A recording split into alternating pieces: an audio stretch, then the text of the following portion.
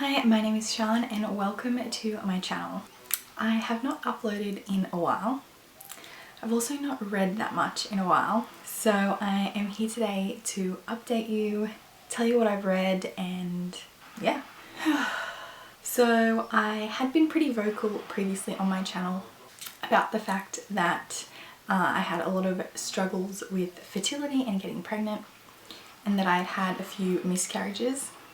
So in November, which was when I last uploaded pretty much, I ended up finding out that I was pregnant again. So I took a step back from the internet so I could focus on that, my partner, my body, getting everything sorted for that. So I guess that's the main update about where I've been, is I've been preparing to have a baby coming in July, which, considering the world at the moment, it's probably not the best time to be having a baby, but that's fine. It's a little bit stressful, but we're not getting into that today. I also, during the self-isolation, had my boyfriend cut all my hair off because it was down to my bum and I was sick of it. So it might be slightly uneven, but we're just going to ignore that because he did a good job. So since November, I really haven't read much at all. This year I've read 3 books and it is the start of April. I was planning on rereading the To All the Boys I've Loved Before series because the second Netflix film was coming out, but I read the first one, or reread the first one, and that's it. And then for Contemporary-thon, I read Beartown and I Wish You All the Best. And that's where my reading has ended for the year. So I don't have much to update you on my reading so far, but I did enjoy watching everyone's yearly statistics video. I love stats and graphs. So I'm going to quickly give you some of my stats from last year, and yeah. So in 2019 I read 106 books, which added up to, and this isn't entirely accurate because I got this off Goodreads, but some things were audio, so pages that I read were 36,469, which averages out to about 344 pages per book, which my Goodreads goal was to read 100 books, so I'm happy with that. I did lower it for this year because I really don't think I'm going to get through 100 books. So yeah, I made a little books per month graph, which, as you can see, drops down at the end of the year. It has a few slow months, but that's fine. It doesn't need to be consistent throughout the year, which puts my average books per month at 8.8.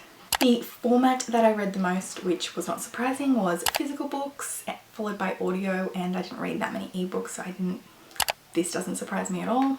Neither does the audience that I read from.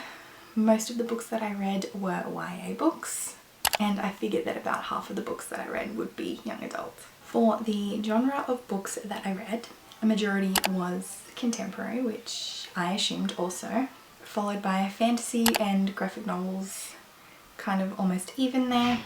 This year I do want to try and read from some different genres. So classics and poetry, maybe even some horror in there. Might be nice to get those numbers up a bit higher. The year of publication graph that I made is not the most accurate because all the little pieces of the pie look really similar. The biggest chunk is the 2000 to 2010 range, it looks like. What's interesting is that my 2019, 2018 and 2017 books are pretty much even. Mostly because I had just come back from a break from reading, so I was catching up on a lot of the popular books from the previous few years. My ratings. So I did read a lot of 5 and 4-star books, which is awesome. Like I said, I was catching up on a lot of popular books from the previous few years, so it's not surprising that I had a lot of 5-star reads, which puts my average rating at 4.04. And I did like a monthly average rating graph, which isn't super exciting because they're all around 4. And the last few graphs that I did were interesting just for me. So a majority of the books that I read were standalone rather than part of a series, although it was fairly even. And then the last section that I tracked, which again, this was interesting because it was my first year on BookTube and I participated in a fair few readathons.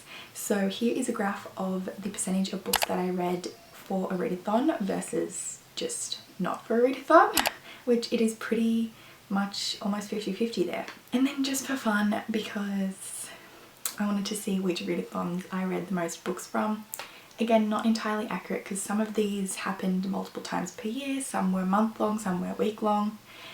But the readathons that I read the most from were the 2 magical readathons, which are both month long, so Newts and Owls, and then followed by Contemporary-a-thon, which happened twice. And those are probably my 2 favourite readathons, so I suspect that will be the same this year. I just thought it would be fun to throw some stats in here since I wasn't on BookTube in January when everyone else was doing this, and it's fun to look at. My graphs for this year are going to be terrible because January, February and March are not going to look good on these graphs. But for April I am planning on participating in the Owls Magical Readathon, so I'm about to film my TBR for that. And yeah, if you happened to watch this video, thank you. I'm excited to be back. I'm excited for everything that's happening this year, even though 2020 didn't get off to the best start, especially for poor old Australia with the bushfires, and then they ended, and now this COVID-19 drama. But it's still an exciting year for me. I'm having a baby boy in July, so I'm trying to be positive and happy through this time. No negative vibes. I hope you're all doing well, and I will see you in my next video.